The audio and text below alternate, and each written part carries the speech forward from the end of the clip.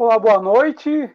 Este aqui é o canal Lugar da Fala. Nós estamos no ar, é o que está indicando aqui a minha tela, que nós já estamos ao vivo. Então, boa noite aí para tu que ficou esperando para nos assistir, para tu que vai nos acompanhar nessa noite de terça-feira. E nessa noite aqui, como sempre, eu conto com a companhia. Vou pensar aqui no sentido horário na minha tela. Raquel Rodrigues, boa noite. E aí, como é que tá? Boa noite, tá tudo ótimo. Claudião, boa noite. Como é que estamos aí de Brasil nessa terça-feira, Claudião? Tá bem animado, né? Tem o Bolsolão para a gente conversar. E se você não tiver medo de altura, a gente pode também dar uma passada pelo teleférico de Londrina. Carla Sen, muito boa noite.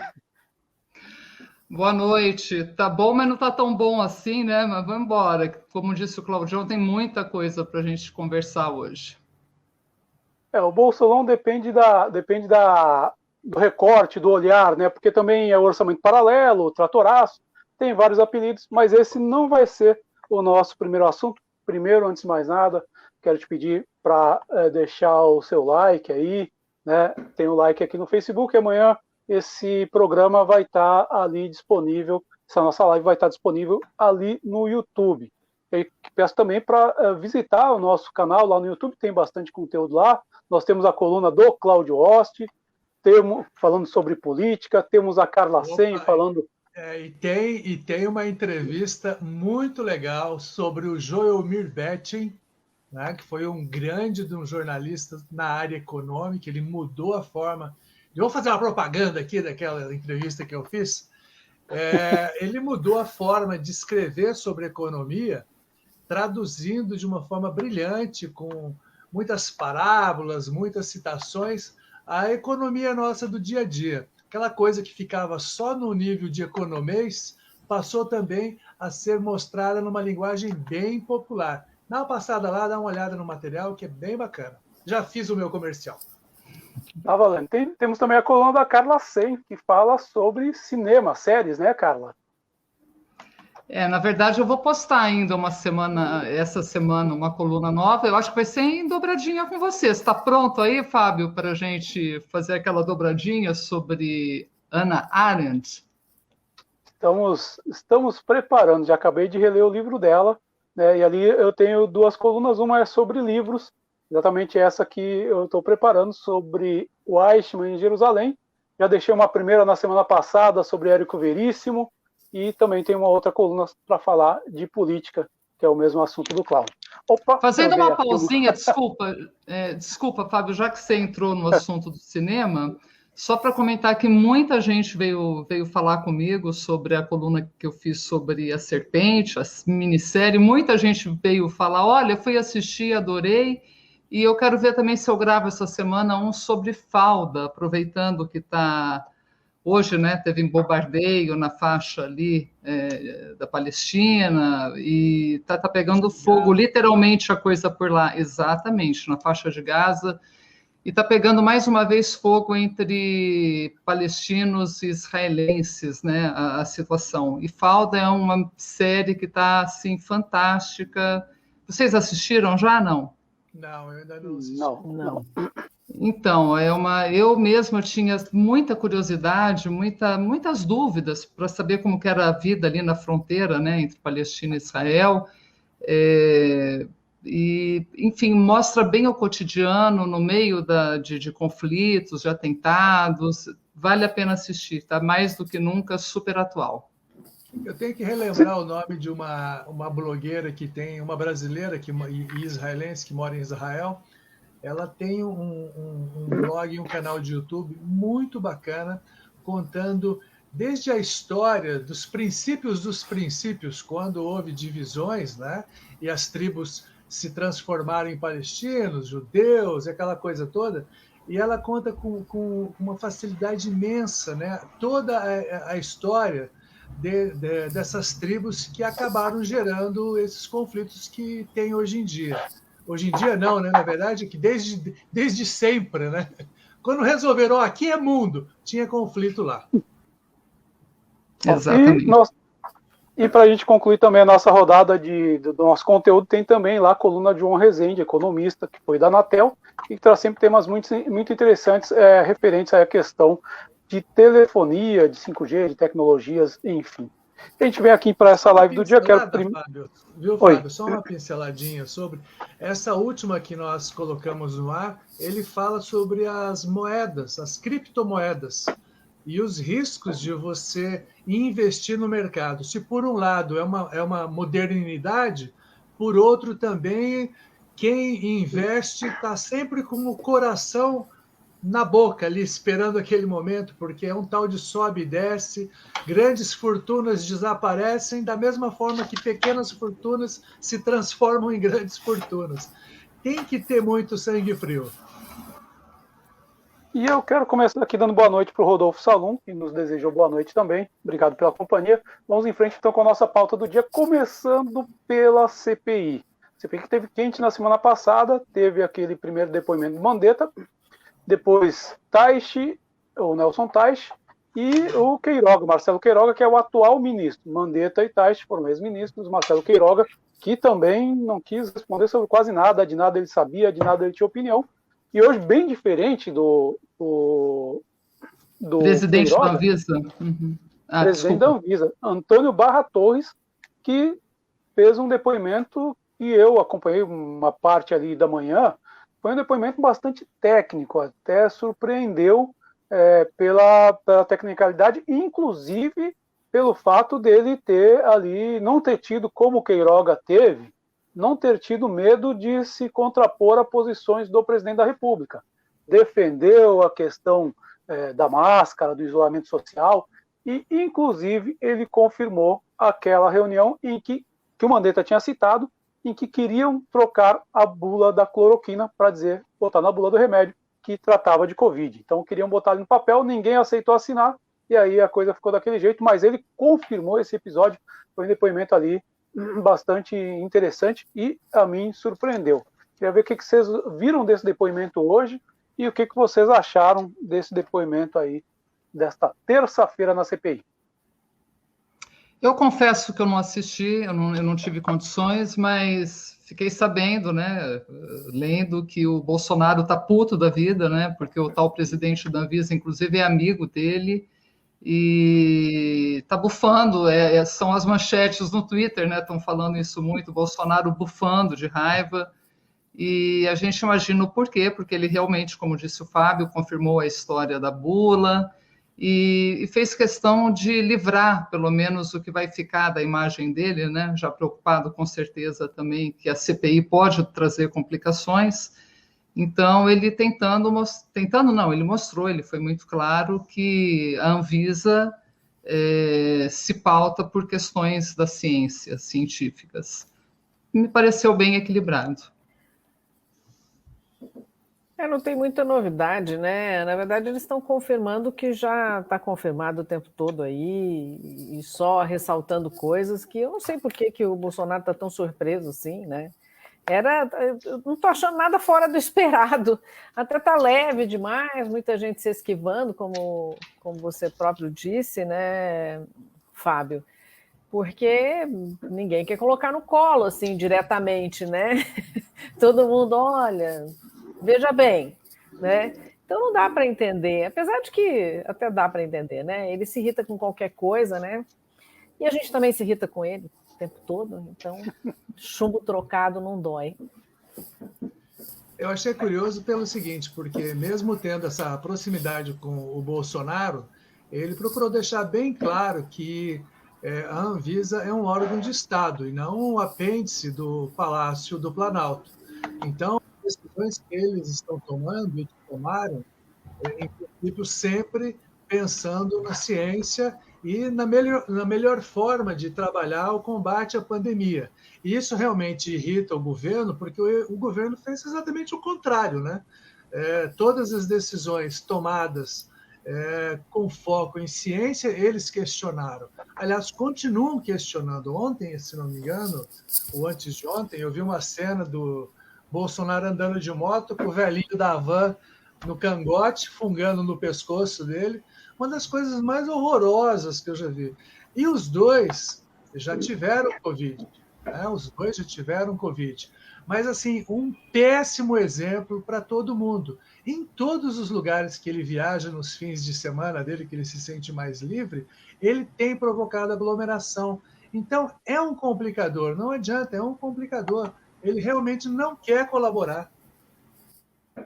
E o que você citou é bem importante. A gente viu o Nelson Piquet fazendo a mesma coisa, né, tendo esse comportamento, que mais uma vez todo mundo, não tem problema. Claro que tem problema, gente, é o presidente, pelo menos um bom exemplo, né, seria o mínimo a fazer, mas não tem jeito. E outra coisa, sem capacete também, não é só sem máscara, fazendo aglomeração, não cumpre lei do trânsito, não cumpre nada, tipo, eu sou o rei, faço o que eu quiser e vamos em frente, né, que é o agravante da Covid são mortes e mais mortes, né? E a questão do trânsito também acaba ficando em segundo plano. A gente pode ver... Opa, desculpa, Fábio. Não, pode falar, cara, pode falar. Não, eu ia falar que, ao contrário do que prega o presidente, a gente pode ver os resultados de medidas mais restritivas, né? Aqui em Londrina, que não são exatamente super restritivas, longe de ser um lockdown, mas a gente viu o que acontece quando há algum tipo de controle nesse final de semana, né? Nessas últimas horas que caiu o número de mortes, acho que foi ontem, que não teve uma morte sequer. Então, assim, o presidente cada vez mais de moto, de carro, a pé, mostrando que está na contramão dos fatos, né? Aí dá uma boa noite aí para o Antônio Santiago, ex-comunista. Quando ele fala que eu falo para ele que ele é ex-comunista, ele arrepia, mas realmente ele é um ex-comunista, já foi do Partido Comunista do Brasil, lá do litoral norte de São Paulo, de Caraguatatuba, uma região maravilhosa, acompanhando a gente aqui. Desculpa, Caraguatatuba não, Caraguatachuva. Dizem as más línguas. Cumprimentar também o Vitor Ogawa, o Eduardo Binhami, né? Deve ser Binhami. Estou olhando aqui para o lado que eu estou olhando no computador. E o Rodolfo Salom, que falou aqui para a gente o seguinte: em momentos de CPI, ninguém é amigo de ninguém. Todo mundo quer tirar da reta. Inclusive, as manchetes eu estava vendo aqui. O UOL, por exemplo, está dando assim: depoimento de Barra Torres constrange Planalto e Queiroga defende Bolsonaro. Estava também aberto aqui na BBC Brasil, CPI da Covid, 2 pontos. Cloroquina não funciona contra a doença, mas o governo tinha plano para mudar bula, diz o presidente da Anvisa. Então foi depoimento bastante franco. Então, eu queria acompanhar, entender esse raciocínio. Estou pensando seriamente em mudar a bula do café e colocar ali umas propriedades diferentes para ver se cura câncer e tal. Porque deve ser assim, né? Vamos mudar a bula, assim a gente consegue enquadrar outras doenças. Cara, é uma maluquice, uma atrás da outra.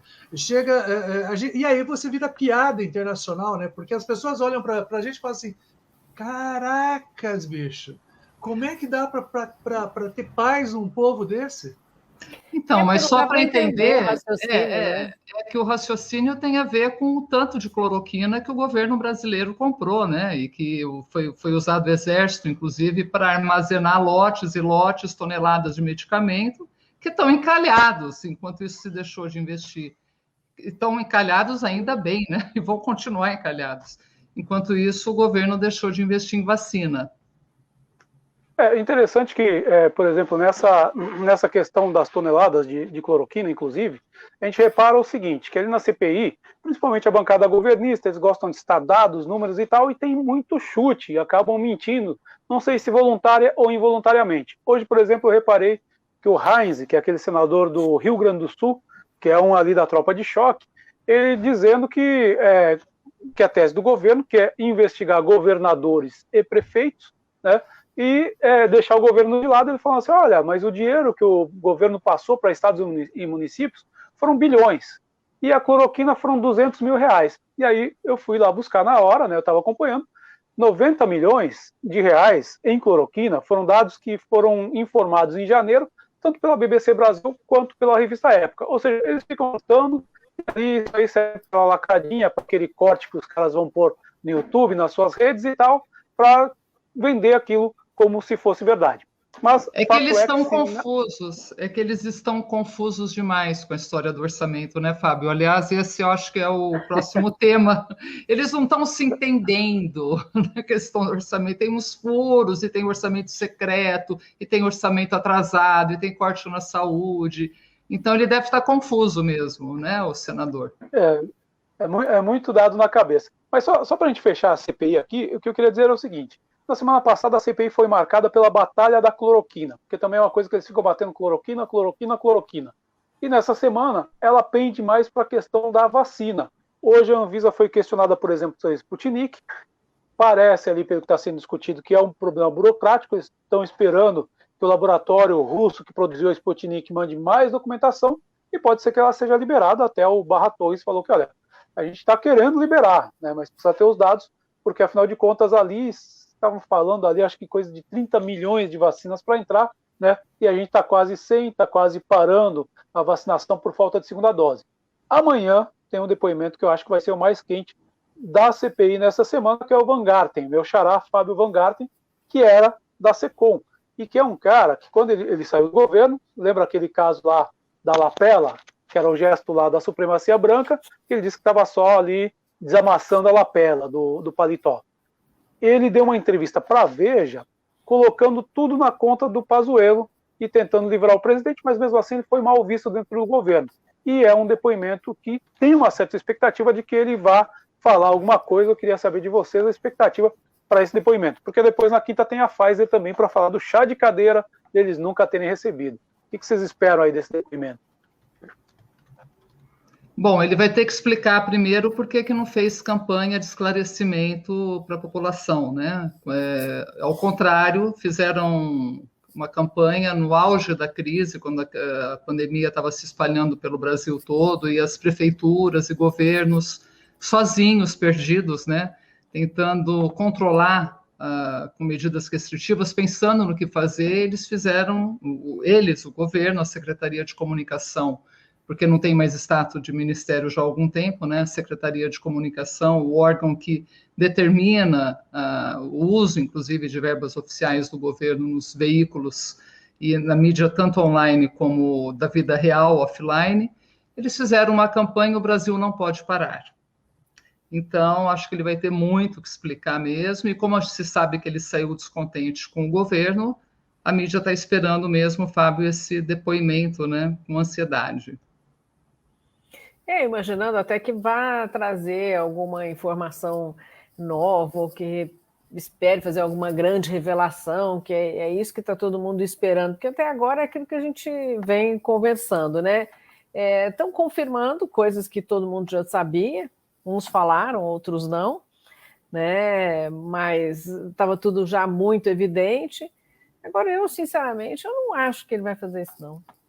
Não acho que ele vai trazer nenhuma informação, vai se expor desse jeito. É o perfil deles, né? É o perfil.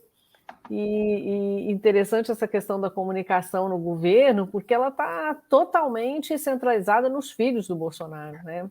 Que querem não só o controle das mídias, como não querem comunicação, eles não gostam, né? É muito da reação pessoal deles, sempre é tudo pé na porta, é grito, odeio todo mundo, odeio a imprensa, não precisa de imprensa, né? Porque daí não fiscaliza, não vê nada, eles fazem tudo que eles querem e a vida segue do jeito deles, né? Na cabeça deles é assim. E o que mais preocupa é que mesmo tudo isso ficando muito mais claro, muito mais evidente, que todo mundo diz, né? Não há exatamente uma novidade no que os depoentes estão falando. Tudo que eles estão falando, com alguma pitadinha a mais ou não de pimenta, é tudo que saiu na mídia nesses meses todos. Né? O descaso com o combate à pandemia, a falta de planejamento, a briga eterna com os governadores, que cada um atirava para um lado, tentando conter a pandemia nos seus estados, a discussão sobre que tipo de procedimento médico deveria ser usado, mas também tudo numa bandalheira danada, cada um fazendo de uma forma que mais lhe convinha. Você não tem padrão para nada, né? Você não tem padrão nem para acertar e nem para errar. Quer dizer, vai chegar um momento que as pessoas não sabem exatamente, mesmo um ano depois, o que é realmente que funciona e o que não funciona. Falta comunicação por ali. Pessoal, como o Brasil ele não vive só de cloroquina, né, e de pandemia, aliás, sobre pandemia é preciso dizer que está arrefecendo a segunda onda, né, mas cuidado com o general inverno, tem gente já com medo de uma eventual terceira onda, tem que tomar muito cuidado. Mas, enfim, a gente tem também outras... Oi. Aliás, a gente continua perdendo amigos, né? Assim, chegam notícias toda hora. Hoje eu estou impressionada. Foram 3 pessoas assim que eu conheço, com quem eu convivi, que uma está muito mal na UTI, está entubado. É o presidente do Sindicato dos Servidores de Londrina, né? O Marco Urbaneja. Desculpa, Marco é o irmão dele, o Marcelo. É bem grave a situação dele, então, assim, a gente já perdeu também hoje um funcionário, a gente que eu digo porque é amigo, né, um funcionário da Sercontel Iluminação, e eu particularmente perdi uma pessoa que foi mestre de yoga meu, lá no século passado, enfim, é muito triste, uma pessoa super nova, então não tem, assim, a segunda onda se arrefeceu numas, né, porque estão vindo casos assim graves. Isso me impressiona muito quando fala que diminuiu, porque eu recebo os números dos hospitais, pelo menos os próximos aqui, e não tem isso. Eu não sei aonde arrefeceu isso, porque assim, UTI geral 100% lotada, foi matéria na Tarobá, tanto Santa Casa quanto Evangélico 100%. Não é de hoje, não. São 10 meses. Eu garanto para vocês, os últimos 10 meses não teve um único dia, sem UTI 100% geral. Tá? Por quê? Porque restringiu, o HU está atendendo Covid, então isso superlotou outros hospitais. Covid SUS e Covid particular, 100% lotado UTI. Pelo menos nos últimos 4 meses, com certeza. O que varia?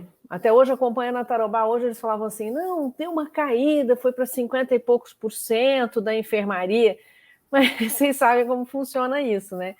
Você reduz, isso acontece até na UTI, às vezes eu recebo números que caiu para 70%, 60%, falo, nossa, agora vai, que legal, reduziu, né? Aí eles falam, não, peraí, já estão falando com a central de leitos, vão redistribuir os pacientes, mas é assim, 1 hora para lotar tudo de novo. Então, a enfermaria está oscilando, pela média que a gente fez, 85%, tá? Eu digo aqui próximo de nós. Mas, então, pelo amor de Deus, não tem isso. Não, os casos eu também são graves, pessoas jovens, pessoas muito jovens intubadas, o que não acontecia antes. Eu vejo amigos nossos falando assim, 90% das pessoas que morrem é por comorbidades. Oi?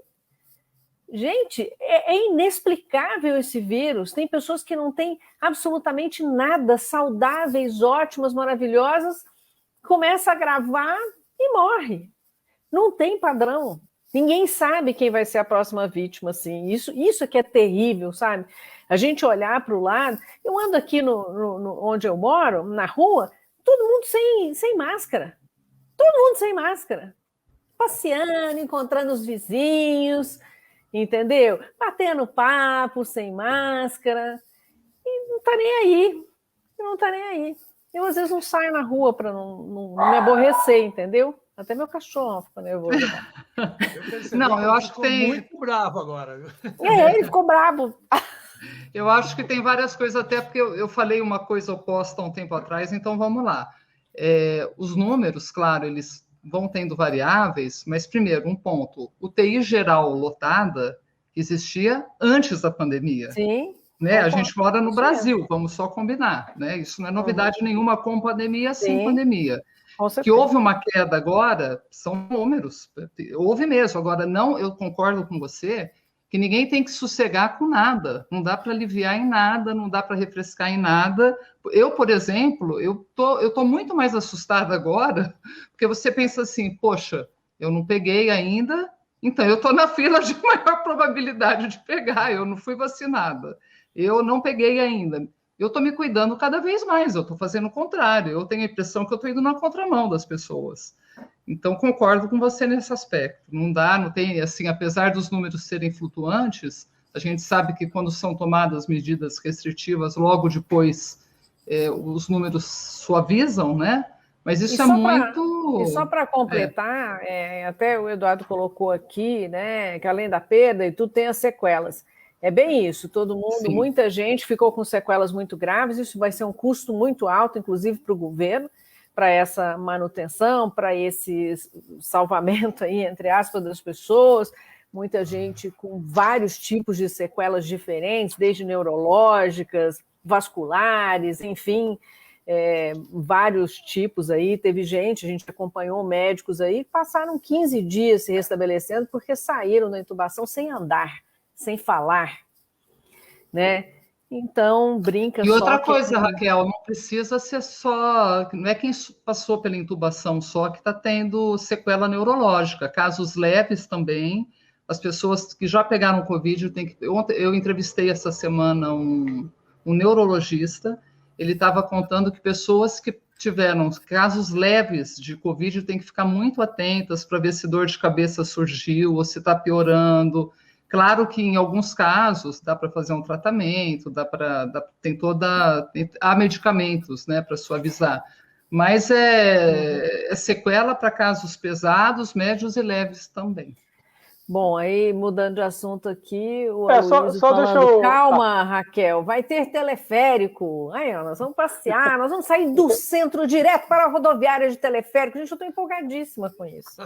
É uma ideia brilhante no meio da Covid, dos problemas todos que a gente tem. Nós vamos andar de teleférico, ver por cima as coisas. A gente já vai chegar no teleférico. Olha, eu não vou nem falar. Eu vou parar de falar. Eu escrevi esses dias um post no meu blog sobre o tal do teleférico e eu levei um cacete de um cidadão aí que ele dizia o seguinte: essa cidade é muito jacu mesmo. Agora que a gente pode ter uma atração turística, esse povo fica reclamando de tudo. Eu fiquei pensando, caramba, algumas cidades que fizeram o tal do teleférico, apesar de que Fábio Silveira está querendo boicotar o teleférico aqui na discussão, quer empurrar lá para frente, entendeu? Não, vamos discutir teleférico agora. Ele não quer subir no teleférico.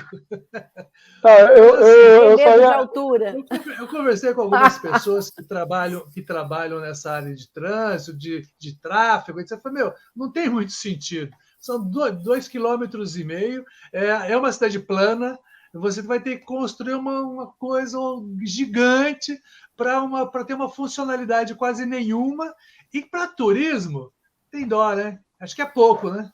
O Ney Paulo está comentando aqui. Boa noite, Ney Paulo. Eu prefiro o metrô. Pelo menos é subterrâneo e ninguém vê. A gente devia pegar quem tem essas ideias e enterrar debaixo da terra. Botar debaixo da terra mesmo, né? Ao invés de colocar no ar, a gente enterra. Porque, por exemplo, em Curitiba já se discute o metrô há pelo menos uns 20 anos e nunca sai do papel. Cada vez que tem uma eleição para prefeito, para governador, se traz de novo esse assunto.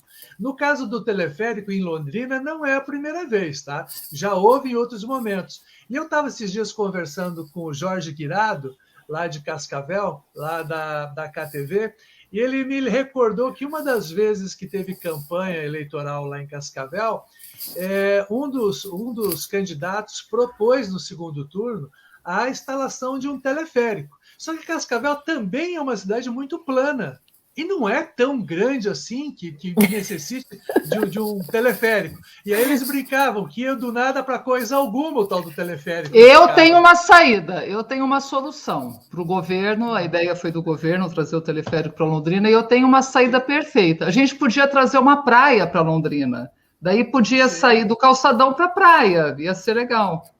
E eu acho da praia, agora falando, a gente podia aproveitar e já botar um porto no Igapó, como o Wilson Schmidt está sugerindo aqui. A gente botar um porto e já tinha praia, está tudo ali, né?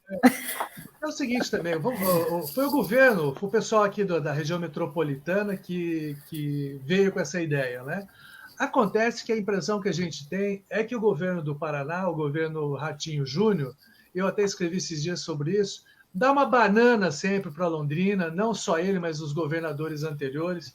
Eles não estão nem aí com o resto do Paraná que não seja aquele raio entre Caiobá e Ponta Grossa. Ponta Grossa, se você colocar no papel, o número de investimento feito em Ponta Grossa, só nesse governo, é um absurdo em relação a qualquer outra cidade. Agora, por outro lado, também tem uma culpa aqui de Londrina. Por quê? A gente elege muito político banana, né? Porque esses caras, porque o que acontece?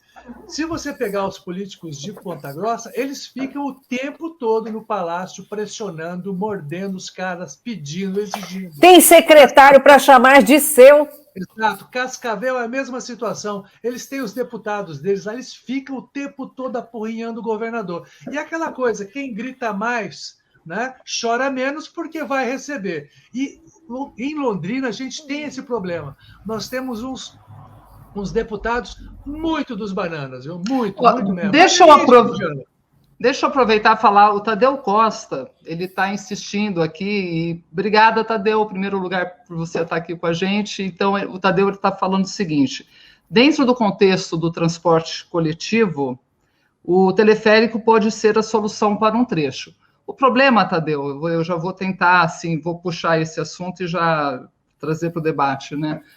O problema a ideia do governo seria transformar a rodoviária no terminal regional que hoje não tem, né? Para quem não sabe, quem vem de transporte coletivo, de ônibus, de Biporã, Cambé e tal, o terminal, né, regional é ao ar livre, atrás ali da rodoviária, né? Não existe terminal. Exatamente. Permita, Cláudia, só uma observação que ele colocou aqui, ó. O estudo vazou incompleto. Então, já vamos aproveitar e fazer um parênteses. Arruma uma assessoria que preste, que mande a informação completa, que vocês nunca fizeram em todos esses anos. Então, e a ideia, me parece, é o que tudo indica, eles estão pensando em transformar a rodoviária, então, nesse terminal regional, né, de transporte da região metropolitana. O problema é que ninguém falou isso, realmente, a Raquel tem razão, não é nem questão de assessoria, questão de trazer a ideia para o debate, né? Ponto. Que debate, né? Eles não gostam de debate. Debate com Ponta Grossa. A impressão que eu tenho é que enquanto os outros ficam levando, né, o filé mignon dos investimentos, eles vêm com esse negócio, agora vão fazer, traz uns balões também, né, uns chocalhos, esses caras estão de brincadeira. Tadeu perguntando se pode gravar um áudio, talvez até possa, mas a gente não sabe como. Vai saber usar aqui. O Ratinho Júnior fez 61% dos votos em Londrina, 61%. Londrina não tem um único secretário no governo do estado. O Rio de Janeiro tem secretário no governo do estado do Paraná. Minas Gerais, São Paulo tem secretário no governo do estado do Paraná. Londrina, que é a segunda maior cidade do estado, o segundo maior colégio eleitoral, não tem uma única pessoa no primeiro escalão do governo. E não vem falar com essas coisas. Não, tem um lá que é diretor de uma estatal. Não serve, não serve. O governo Rato Júnior não quer saber de olhar para o interior do estado depois de Ponta Grossa. O Luiz aproveitar essa pausa do Cláudio para eu falar sobre teleférico, porque ao contrário do que o Cláudio disse, se tiver teleférico, eu vou usar. Porque eu imagino que seja uma vista bacana lá de cima, só não acho que vai ter. Inclusive porque, mais ou menos, eu acho que é isso também, como o Cláudio disse, que é o seguinte: o que o governo do estado fez por Londrina já há 3 anos e meio de gestão? Nada. Nada, nada. O que ele tem para apresentar? Bom, tem aquela proposta de pedágio na PR 445, que, justiça seja feita, vai ser licitado nacionalmente, né? Mas até aí o governo lavou as mãos na questão do pedágio. Mas não tem nada para mostrar para Londrina. E aí botaram essa história do teleférico para criar um fato, para deixar uma cenoura, para a gente ficar correndo atrás da cenoura, para dizer que fez alguma coisa para Londrina. Esse que é o lado lamentável.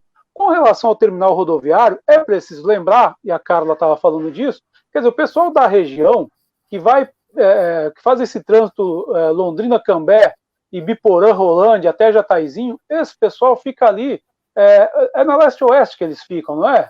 Isso, que eu relento. fico ali ao relento e ao risco também, né? Fábio, é uma região degradada essa noite. É até bom a gente lembrar isso, que durante muito tempo eles têm essa discussão sobre, como é que chama essa cobertura ali, que eu esqueci o nome, nossa, me fugiu completamente o nome do ônibus, a proteção. Enfim. Os pontos de ônibus? Os pontos de ônibus, não tem um outro nome, mas enfim, é uma briga eterna, porque assim, Londrina fala, não vou fazer, porque não é só para Londrina, a gente tem que juntar todo mundo para fazer. As empresas de ônibus não querem fazer. E os outros municípios também não fazem junto. Então, é uma discussão de anos que você deve ter feito 500 matérias lá na RPC, no Jornal de Londrina, eu fiz tantas outras, e isso se arrasta há anos e ninguém resolve um pontinho de ônibus metropolitano, né? Mas eu estou para dizer, que isso não é o pior. Desculpa, Fábio, só um parênteses, só para você não concluir, porque senão a gente vai mudar o assunto, eu quero só colocar uma coisa importante. A gente não pode esquecer que o transporte metropolitano da região de Curitiba é subsidiado pelo governo do estado, que investe milhões, banca parte da passagem, e aqui na nossa região, além de não ter subsídio, não tem terminal, não tem droga nenhuma. Viu, Fábio? Só dá uma lida aqui, por favor, aqui no Aloysio Júnior. Tem vários comentários. Porque ele estudou bastante, tá? O plano diretor e o plano de mobilidade de Londrina, porque eu sei que ele se empenhou muito nessa história aqui, e ele está dizendo o seguinte: quem associa esse bizarro teleférico a transporte não entende nada de mobilidade. Aliás, no caso de Londrina, sequer leu o plano de mobilidade pago pela Câmara Municipal, já que o Executivo não quis pagar. Então, é uma realidade. Como mobilidade urbana, ele tem pouquíssima função. O Tadeu está falar um pouco que ele está agoniado, vai. Fala, por favor. O Tadeu está lembrando aqui, ele está apontando algumas questões. Quero agradecer ao Tadeu pela participação. Ele está dizendo que a proposta do pedágio do governo federal, e realmente é isso. Na verdade, assim, o governo federal é a única coisa que a gente vai ter. Não vem do estado, ok, mas a gente vai ganhar isso, porque o governo estadual também não quis. Deixou essa questão do pedágio para o federal, né? A gente não vai ganhar, a gente vai deixar de perder. A gente vai deixar de perder. Agora o que eu ia dizer sobre a questão do teleférico é o seguinte, do terminal. Na verdade, na gestão do Quiref, um cara que eu achava que era uma das cabeças pensantes, talvez uma das poucas aí, já soltando um veneno, que era o Geirinhas. Ele fez uma proposta para o governo estadual, o governo reformaria o terminal, a rodoviária, e aí, em troca disso, usaria ali como um terminal regional, um trecho ali da rodoviária. Seria uma coisa barata, era coisa de R$2 milhões na época, que é bem mais barato do que o terminal, porque realmente, inclusive como a Carla disse, o transporte da região metropolitana de Curitiba é eternamente subsidiado, e não sem razão, eles merecem, tem muita gente lá, mas nós também merecemos um subsídio, merecemos uma integração regional desse transporte. Só que, por exemplo, Londrina não pode arcar sozinha com essa integração, né? Tem que vir um órgão do governo do estado para chegar e colocar essa questão para nós. Então, assim, seria maravilhoso ter um teleférico, brincadeiras à parte. Eu gostaria de ter uma visão aérea, só que isso não vai acontecer, panorâmica ali da cidade, só que isso não vai acontecer. E também anda de roda gigante na exposição rural, se você quer ter vista panorâmica. Tem exposição rural. Agora tem a panorâmica da BR-369. Daí. Você acaba de ganhar 3 ingressos para a roda gigante. O meu, do Cláudio e da Carla. Mas a questão é essa, que, na verdade, o governo não mexe, né, nessa questão da integração da região, que também é uma região importante. Claro, a região metropolitana de Curitiba é importante, nós também somos, como a de Maringá, como a de Cascavel, como outras regiões metropolitanas que tem no Paraná. Eu acho que essa é a sacanagem da coisa. A gente vai precisar desenhar para eles, que eles não entendem, não. Até porque foram criadas várias regiões metropolitanas no Paraná. Foi criado em Londrina, tem a região metropolitana de Maringá, tem a região metropolitana de Cascavel, Foz, etc. e tal. Só que desde que a região metropolitana de Londrina foi criada, isso já tem lá uns 20 anos, nunca houve realmente ações estratégicas de integração. Existe aqui um escritório em Londrina que nem os prefeitos da região sabem para que serve, porque eles falam muito isso. Eles sempre dizem o seguinte, que todas as vezes que eles precisam de alguma coisa, eles não conseguem a ação da região metropolitana, aqui do escritório regional. Eles precisam ir a Curitiba e reivindicar, sendo que, teoricamente, o escritório regional aqui deveria servir exatamente para isso, para resolver os problemas da região metropolitana e fazer essa integração de ações, para que não fique cada um fazendo de um jeito e aí vira aquela bagunça costumeira, né? Pois é, eu acho que nesse ritmo, né, como o Cláudio estava lembrando, eu não sei se foi o Cláudio, que 60% dos londrinenses votaram no Ratinho, como o Beto Richa teve votação 61, como o Beto Richa teve votação de 80% aqui, e eu lembro que ele veio para fazer aquela polêmica passarela lá no Ney Braga, e estavam discutindo se era o relógio de Londres, se não era, com aquela discussão, e aí eu lembro de uma liderança da sociedade dizer que era um presente do governador. Esse presente custou um degrau tarifário, então foi o presente que a gente pagou por ele. Enfim, o fato é que nesse ritmo a gente vai mudar de nome de Síndrome de Estocolmo para Síndrome de Londrina, que a gente vota nos caras, eles têm votação alta aqui e depois dão uma banana pra gente. Volta depois para pegar voto de novo. Esse é um problema. Marcos Faur também participando, Fábio. Por favor, você que é o nosso relator. Vamos lá. Senhor presidente, deixa eu relatar aqui antes que passe. Falta tratar o Estado como é um ente perene, como um planejamento administrativo integrado de longo prazo. O Marcos Faur já quer demais. As pessoas ficam querendo planejamento, políticas perenes. Estou brincando, mas claro que ele tem razão, mas enfim. A gente tem que lutar por isso, a gente tem que discutir, tem que cobrar isso, né? Mas, vamos aproveitar e falar do censo e do orçamento, então, já que é para falar só de planejamento. Só concluir com o comentário do Vitor Ogal aí, que eu acho importante, ele até fez uma correção aí, que não foi ele que fez, foi a concessionária, né, que pagou, né? Não, eu lembro de ter entrevistado liderança aqui. Ela fez pagou. E cobrou. Então, exatamente. Eu lembro que em meio àquela polêmica, eu lembro de ter entrevistado uma liderança que falou, foi presente do governador. Foi presente que a gente paga e que foi a concessionária que fez. Enfim. Vamos de censo, Carla Sen.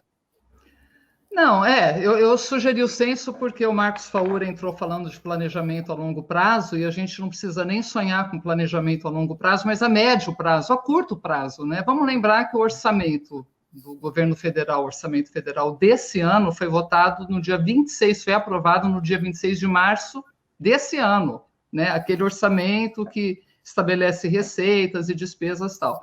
Depois disso, houve aquele vai para lá, vem para cá com a Câmara, aquela negociação toda, que culminou com a eleição, inclusive, do Arthur Lira, né? Na presidência da Câmara ali veio tudo no mesmo processo. E para lembrar, então, que hoje o ministro Marco Aurélio, do STF, que tinha mandado uma medida, aliás, não é nem medida, hoje ele rejeitou, começar de novo, vamos começar de novo.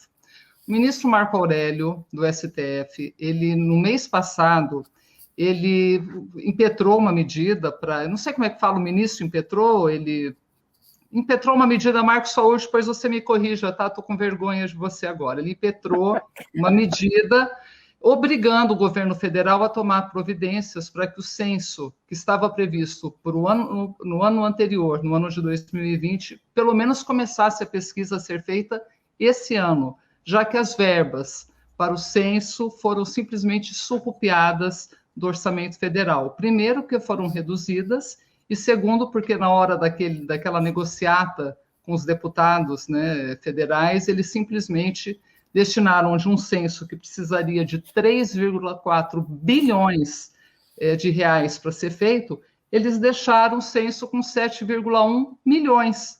Ou seja, é um dinheiro que não dá nem para começar a brincadeira, nem para começar a preparar questionário.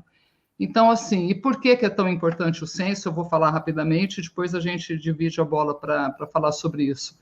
Porque de 10 em 10 anos a lei determina que ele seja feito, porque as políticas públicas do governo federal dependem do censo. É ele que determina qual é o perfil socioeconômico do brasileiro, o que mudou de 10 em 10 anos, quem está sendo atendido pela saúde, quem está fora de creche, quem tem educação.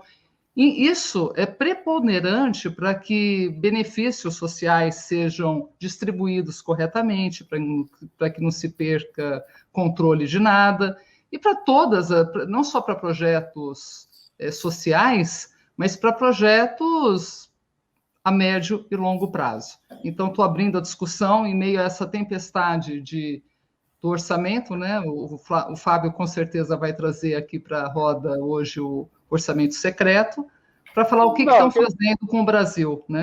Quer falar, censo é importante para Vossa Excelência, Carla Sen. Para que censo? Ser mais importante comprar trator. Ser mais importante não ter senso, não ter bom senso, não ter nada. Boa. É a falta de senso, né? Então, está faltando senso geral. E não sei, esses 3 bilhões, não sei, te lembrou alguma coisa? Né? Só para a gente não perder essa questão do censo, que a Carla Sen falou, e que ela é muito importante, realmente é fundamental, para se pensar, como o Marcos falou aqui, em termos de planejamento, políticas perenes de Estado e não de governo, né? Então o censo ele é fundamental. Eu acho que tem uma boa razão também para o governo não querer censo, porque o censo vai trazer a realidade do país. E a realidade no país ela não é muito interessante para o governo, seja porque ela não está boa e eleitoralmente não vai ser legal, seja porque também, e aí eu vou bater na mesma tecla que eu tenho sempre batido, num governo totalitário, para que ele precisa de fatos? Se o que interessa para ele é a realidade paralela do Zap. Então, quer dizer, se o governo pode dizer no Zap que está uma maravilha, que só gastou 200 mil com cloroquina, que a economia vai bombar, que vai crescer em V, como o Paulo Guedes está dizendo faz muito tempo, né? Então, quer dizer, para que vai ter dados? Para comparar como a gente, né, há 20 anos, há 10 anos, enfim, como esse é o pior governo que esse país já teve, é para comparar, se for para comparar, aí não, vou pegar esse dinheiro para comprar trator, ora as bolas.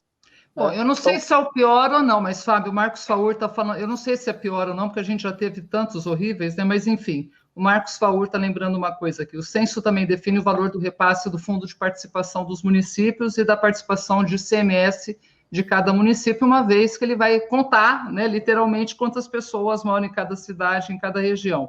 Ou seja, ele define a quantidade de dinheiro que entra no caixa de cada município, e eu vou completar. Ele define, inclusive, o número de vereadores que cada região, cada cidade vai ter e como que será dividido, cada estado vai ter, aliás, né? E como que vai ser dividido esse bolo de deputados, né? Inclusive o número de vereadores nas câmaras.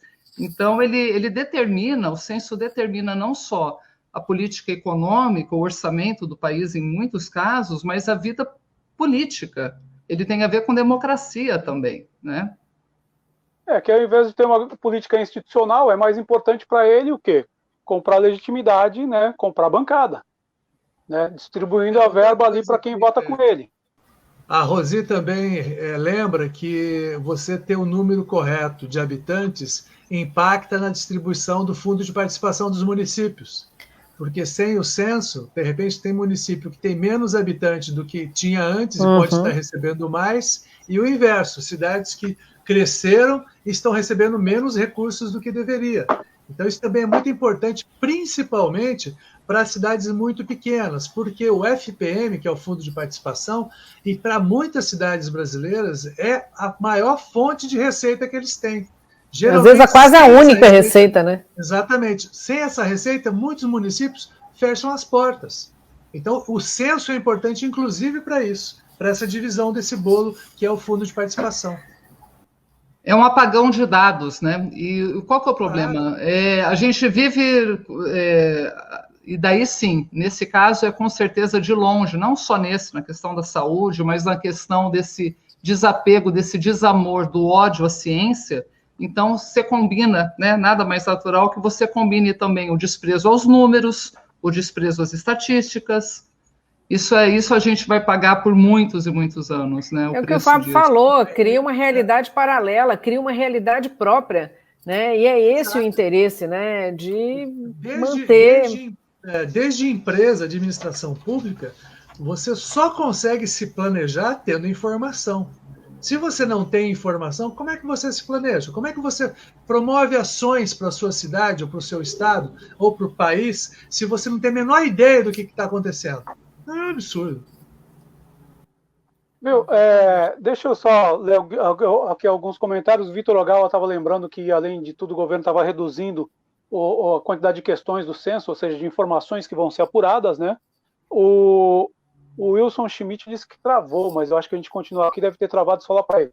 Deixa eu ler aqui, a gente vai voltar um pouco no assunto, mas acho que a argumentação aqui, as informações são importantes. Tadeu Costa, ele mandou um texto aqui voltando para o teleférico. É o seguinte, o governo pensou em comprar o terreno em frente... O Tadeu Costa vai dormir pensando no teleférico hoje. Ele gostou do teleférico. Mas deixa eu ler, porque eu achei interessante o que ele falou. O governo pensou em comprar o terreno em frente ao terminal urbano atual para fazer o metropolitano ali ao lado do urbano. Mas os estudos revelaram que o terminal urbano atual não vai aguentar mais que 5 anos. Aí o estudo passou para levar tudo para a rodoviária e fazer o teleférico apenas da rodoviária ao centro, tirando todo o movimento de ônibus do centro. Não existem outros terrenos disponíveis na região central. Daqui a 5 anos, teremos um grande abacaxi nas mãos. Só essa colocação aqui sobre o debate, mas enfim. Mas o teleférico não resolve o problema da mobilidade. Não vem com conversa, não. Só colocar uma posição aqui que eu acho que é importante. Mas voltando ao censo, eu acho que é isso. Acho que o governo não tem interesse em fazer o censo, e até porque a gente está sabendo agora por quê. Porque, como a Raquel lembrou, 3 bilhões te lembra de alguma coisa, né? Lembra de trator, né? Lembra de trator. E aí, tratoraço. Tratoraço. Tem gente que chama de bolsolão, né? Tem gente que chama de tudo quanto é nome. Mas o interessante é que, na verdade, sim, o governo que falou que não ia fazer a velha política, etc. e tal, né? Porque, na verdade, o plano do governo sempre foi dar o golpe de Estado, se ele nunca escondeu. Como não rolou, ele tem que comprar o Centrão ali, alugar o Centrão para ganhar voto. A notícia de agora começo, fim de tarde, aqui no Valor Econômico, aliado de Bolsonaro propõe CPI para investigar o orçamento paralelo do governo. O senador Roberto Rocha, mais uma CPI no Senado, hein? Do Maranhão. PSDB do Maranhão. O Maranhão apresentou requerimento, foi ontem ainda, hein? No qual propõe a criação de a CPI para investigar notícias de irregularidades, né? E diz que o lance era o seguinte, né? Os caras compraram o trator por um preço muito mais alto, né? Então, assim, queria ver como é que vocês estão vendo essa questão aí do, sei lá, bolsolão, tratoraço, orçamento paralelo, enfim. Eu quero ver como os deputados vão enxergar isso, né? Falando em CPI, porque, óbvio, sempre existiu as emendas individuais, né? Agora, emenda secreta dos próprios deputados, assim, vai feder essa história. Eles descreveram. As emendas dos parlamentares, essas emendas que eles têm direito, né? Que é usar o dinheiro público, são 8 milhões por deputado. 8 milhões. Só o Alcolumbre, ele conseguiu desse caixa paralelo aí mais de 260 milhões. Ele conseguiu tanto dinheiro que ele encaminhou, inclusive, dinheiro para o Paraná. É mole.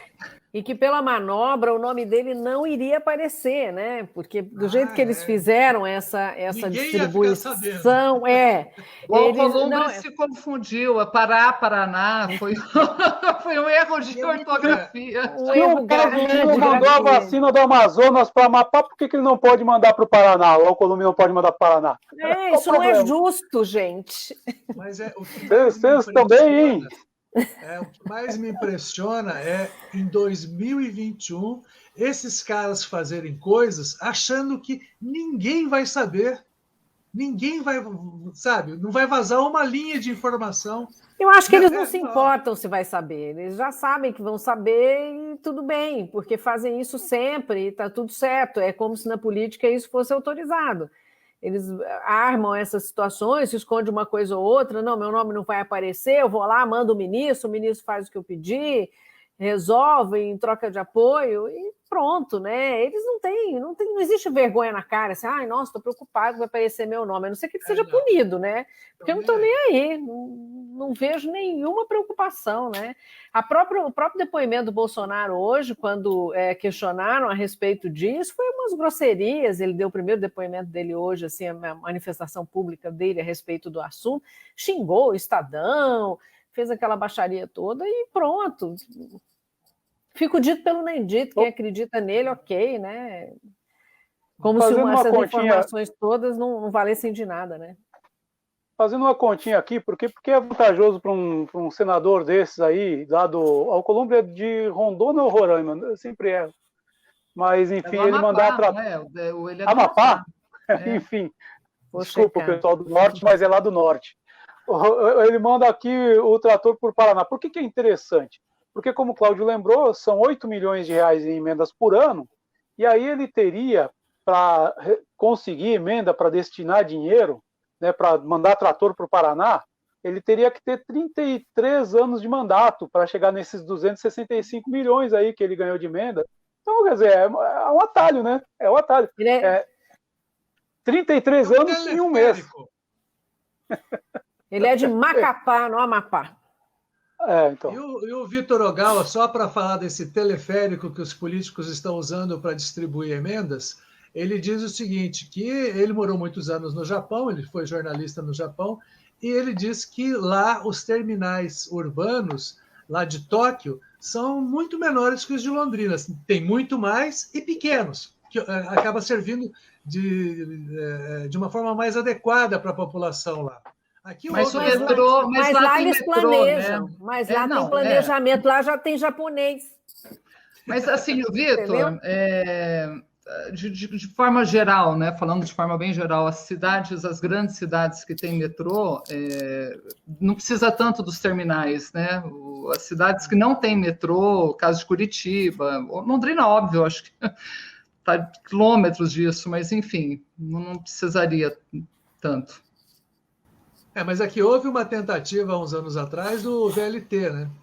E do Superbus, tem todo o projeto existe, o projeto pode ser realizado, obviamente precisa de muito investimento, mas, por exemplo, você tendo condições de ligar de uma forma mais adequada a região norte, a região central e a região sul, é maravilhoso, né? Com ônibus realmente rápidos.